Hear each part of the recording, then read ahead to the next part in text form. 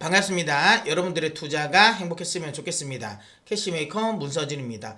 자, 오늘 영상은 에코프로 실적 리뷰 영상입니다. 지난 금요일 장 마감하고 에코프로 그룹이 이제 실적을 발표를 했습니다. 다들 아시는 것처럼 예상치를 좀 크게 벗어나는 결과를 내놓고 말았죠. 예, 그래서 많은 분들이 좀 걱정을 하실 것 같아요. 많은 분들이 걱정을 하실 것 같고 주말이다 보니까 또 뭔가 찾아보고 싶은데 정보를 뭐 딱히 지금 좀 나오는 또 정보도 없죠. 그러다 보니까 좀 답답하실 것 같아서 제가 급하게 일단 집에서 한번 좀 찍어 봤습니다. 제가 에코프로 그룹과 관련된 부분, 특히 양극재 관련된 그룹과 관련돼서는 제가 이미 벌써 2달 전부터 계속 좀 말씀을 많이 드렸죠. 그러면서 제가 항상 좀 단서를 많이 달아드렸잖아요. 그러니까 2차 전지의 장기 성장성에 대한 부분은 여전히 크게 우려감을 가지는 않는데 이게 3분기, 4분기 좀 힘들 수도 있다. 말씀을 많이 드렸죠. 그래서 좀 보수적으로 가져가셨으면 좋겠다라고 많이 강조를 드렸고, 얼마 전 영상들 보시면 아시겠지만, 가장 이제 최근에 제가 이제 그 포항 캠퍼스 가서 찍은 영상 있지 않습니까? 예, 그것도 다 보신 분은 아시겠지만, 제가 이제 이게 장기적으로, 그러니까 내년을 생각하면 장기 투자자 분이라면 가져가도 되지만 그렇지 않으면 좀 힘들 수 있다라고 말씀을 많이 드렸어요. 뭐 오픈방, 제가 이제 오픈방에서도 말씀을 드렸고, 그 다음에 라이브 때도 굉장히 이런 말씀을 많이 드렸는데, 그때 당시도 여기 보시면 아시겠지만 제가 이제 이 9월 3분기 이제 이 실적 예상치를 또 해드렸죠. 그래서 양극재 얼마나 팔렸는지, 그러니까 NCA랑 NCM 이렇게 해서 얼마나 팔렸고 대충 얼마나 단가가 나올 거니까 실적은 이렇게 나올 것이다라고 제가 이제 이렇게 말씀을 좀 드렸던 영상도 또 있습니다. 그래서 이때도 제가 영상을 해서 말씀드린 것처럼 생각보다 3분기 실적 너무 기대 안 하셨으면 좋겠다라고 말씀을 드렸거든요. 예, 그랬는데 제가 이제 아시겠지만 저도 이제 되게 보수적으로 봤는데 이렇게 보수적으로 본 제 예상치보다도 좀 많이 안 좋게 나왔습니다. 그래서 좀 많이 걱정을 하실 것 같은데, 일단 뭐 세부적으로 한번 살펴보면, 물론 이건 잠정 실적이라서 조금 더 이제 나중에 콩콜 때 조금 더 이제 정확한 게 나오긴 하겠지만, 기본적으로 매출은 이제 1조 9천억 정도가 났고요. 이건 역시도 이제 시장 예상치를 좀 하회를 했습니다. 시장에서는 한 2조 1천억 정도는 나오지 않을까라고 예상을 했었던 거고, 그 다음에 중요한 건 이거죠. 영업이익이 너무 많이 깎였죠. 그러니까 시장 예상치는 한 1,300억 정도 나올 거라고 예상을 했는데 이게 거의 뭐 반토막 나게 나왔습니다. 왜 이 정도까지 안 좋았을까라고 하면, 근데 왜냐면 양극재는 생각보다 실적을 평가하기가 좀 쉬워요. 왜 그러냐면 앞서도 제가 보여드린 것처럼 수출이 매달 수출이 이 동향을 파악할 수 있거든요. 그래서 생각보다 이게 이제 이 다른 것들에 비해서는 예측하기가 좀 편한 편인데, 그럼에도 불구하고 이게 굉장히 안 좋게 나왔다라는 건 뭔가 일회성 비용이 좀 떨어내진 게 아닌가라는 개인적인 생각은 하고는 있습니다. 만약에 이게 일회성 비용이 나와서 이 정도의 영업이익이 안 좋아진 거면 아주 엄청나게 걱정할 거는 아닌데, 그게 아니라면 특별한 일회성 비용이 떨어진 게 아닌데 이렇게 나오면 조금은 심각한 거 맞죠? 아무튼 그렇게 해서 이렇게 이제 많이 떨어졌다라고 보시면 되고요. 에코프로 BM의 실적이 안 좋았기 때문에 전체적으로 에코프로 그룹의 전체적인 실적이 안 좋았다고 보시면 될 것 같고요. 보시는 것처럼 여기 에코프로 BM은 예상은 한 2조 정도 매출이 나올 거라 봤는데 한 1조 8천억 정도 나와서 매출도 예상치를 좀 하회를 했고, 영업이익 같은 경우는 980억 정도 나올 거라고 봤는데 보시는 것처럼 459억이 나왔어요. 제가 이제 항상 그 에코프로 그룹을 말씀을 드릴 때 그런 말씀을, 에코프로뿐만 아니죠, 제가 양극재를 분석해 드릴 때 항상 했던 말이 있죠. P가 빠지는 걸 확인됐다. 그러니까 P가 확실하게 빠지고 있기 때문에 이 P가 빠지는 걸 Q로 커버해 주냐 안 해주냐가 중요하다라고 말씀을 드렸는데, 3분기 실적만 딱 놓고 보면 P의 하락을 Q의 상승으로 커버를 못한 모습이에요. 왜냐하면 당분간 양극재 같은 경우는 Q가 드라마틱하게 증가하는 거가 확인되기 전까지는 좀 주가가 좀 지지부진할 가능성은 있어 보인다라는 겁니다. 그 다음에 이제 여기서 이번 실적에서도 우리가 알 수 있는 것처럼 여기 보시면 이제 중요한 건 뭐냐면 이건 거죠. 그러니까 많은 분들이 이렇게 이제 조금 그러니까 에코프로 그룹을 가지고 계신 분들이, 물론 뭐 저는 이해를 합니다. 그러니까 지금 되도록 엄청나게 많은 비중을 가지고 계실 거 아니겠습니까? 많은 분들이 그렇겠죠.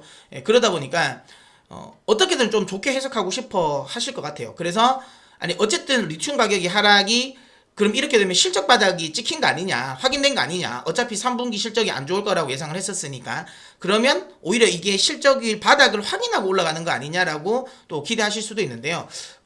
저는 이제 그러지는 않을 것 같다라고 생각합니다. 왜냐하면 이게 4분기는 더 나빠질 가능성은 없거든요. 왜냐하면 리튬 가격이 바닥을 찍은 건 맞아요. 제가 뒤에도 설명드릴게요. 리튬 가격이 더 떨어지지는 않을 것 같아요. 근데 그럼 여기서 바닥을 찍고 올라갈 것이냐라고 하면 또 이렇게 특별한 이벤트가 나오지 않는다면 올라오는 건 쉽지 않다라고 보시면 되고요. 그러면 P 하락은 유지되고 있는 거거든요. 그러면 또 드라마틱하게 그러면 판매가 4분기에 많이 될 것이냐라는 건데 지금 현재 유럽 시장이 좀 지지부진한 흐름을 감안한다면 막 그렇게 그러니까 이 3분기보다 4분기가 더 드라마틱하게 판매될 것 같지는 않다라는 겁니다. 특히 셀 업체들 같은 경우는 뭐 좀 다를 수는 있는데 양극재 같은 경우 특히 이제 소재 같은 경우는 기본적으로 지금 셀사들이 배터리 재고를 좀 많이 쌓아놓고 있어요.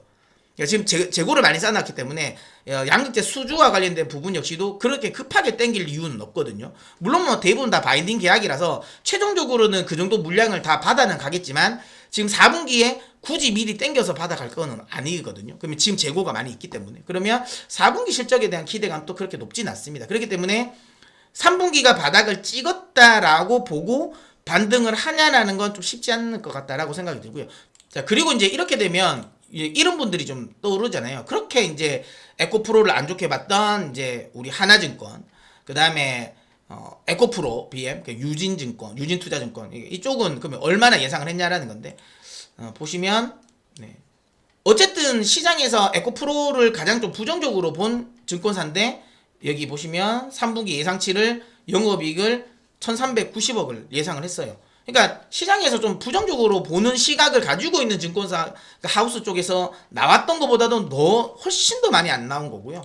그 다음에 에코프로 BM 이거는 유진투자증권 거거든요. 그러니까 이것도 엄청나게 리포트 쓰고 욕을 많이 먹었잖아요. 근데 여기 보시는 것처럼 여기 이제 3분기 실적인데 이것도 하향 조정했어요. 원래보다도. 그래서 나왔는데도 840억이었거든요. 영업이익 기준으로. 근데 이것도 크게 하회를 했다라는 거죠. 그렇다면 시장에서 어쨌든 좀 실망할 가능성은 높다. 이렇게 해서 봅니다. 자, 그 다음에 이제 중요한 건 실적 추이가 좀 꺾이고 있다라는 게 이제 아무래도 주가에는 그렇게 긍정적이진 않죠. 보시는 것처럼 이제 지금까지 이런 양극재 기업들의 멀티플, 고 멀티플이 용인되었던 건 가파른 성장성이었거든요. 이렇게 보시는 것처럼 이렇게 가파른 성장성이었는데 이게 확실하게 눈에 띄게 좀 훼손된 게 보이잖아요. 예. 그렇기 때문에 요거는 조금은 우리가 좀 부정적으로 받아들일 필요가 있다. 냉정하게 받아들일 필요가 있다라는 거죠. 보시는 것처럼 이것도 에코프로 BM 역시도 보시는 것처럼 성장성이 쭉 이어가다가 한번 꺾이는 이런 흐름이 연출되었다라는 거죠. 그렇기 때문에 일단은 실적이 성장하다가 한번 탁 덜컹하는 요 구간이라는 거죠. 그렇기 때문에 이게 실적 바닥으로 시장이 인식할 가능성은 지금 현재는 좀 크지 않다라고 봅니다. 그래서 너무 그쪽에 야 이거 실적 바닥 찍혔으니까 또 올인할래 이러지 마시라는 거예요. 걔가 2달 전부터 계속 말씀드렸어요. 그러니까 아주 그러니까 너무 급하게 매수할 필요는 없다. 더 떨어질 수도 있다. 그때도 제가 에코프로 80만 원까지는 가능하다라고 말씀을 드렸죠. 그 다음에 그 에코프로 BM 같은 경우도 30만 원 미만. 그 다음에 포스코 퓨처엠 한 40만 원 미만까지도 떨어질 수 있으니 급하게 매수할 필요는 없다라고 말씀을 드렸는데 아무튼 지금 현재는 뭐 그렇게까지 지금 좀 와 있는 상태라고 보시면 될 것 같고요. 그러면 이게 장기 성장성이 훼손된 거냐라고 하면 그러지는 않아요. 제가 그 앞전 영상들에서도 계속 말씀드린 건 2차 전지는 내년 2Q 정도에는 다시 회복을 할 수 있을 것 같다. 내년 2Q에는 다시 시장이 주도주 역할을 할 것 같다라고 말씀을 드렸잖아요. 제가 왜 이렇게 이야기를 드리냐면 일단 첫 번째 다들 아시는 것처럼 리튬 가격의 하락이 일단은 멈췄다라는 거예요. 그러니까 여기서 그럼 더 떨어질 수 있지 않냐라고 예상할 수도 있지만 쉽지는 않을 것 같아요. 떨어지더라도 이렇게 가파르게는 안 떨어질 것 같아요. 이렇게. 왜냐하면 지금 이 밑으로 리튬 회사들이 BEP가 안 맞춰져요. 예. 지금 BEP가 탄산 리튬 기준으로 그러니까 이제 톤당 20만 위안 미만으로는 BEP가 안 맞춰집니다. 그럼 이 말은 뭐냐면 이거보다 더 싸게 팔면 손해거든요. 굳이 손해를 볼 이유가 없어요. 그래서 안 팝니다.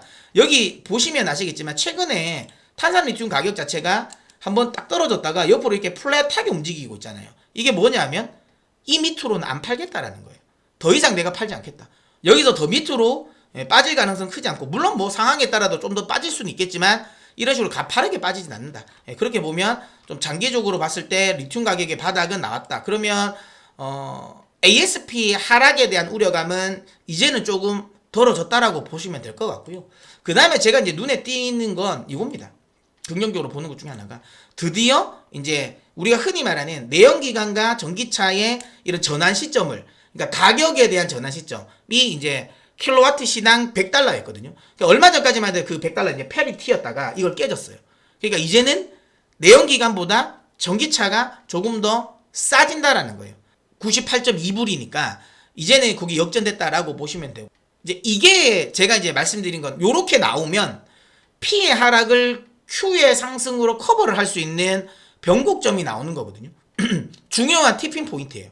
전기차의 수요를 늘릴 수 있는 요소다라는 거고, 다만 요런 흐름이 결국에는 주가에 반영이 되기 위해서는 시간이 필요합니다.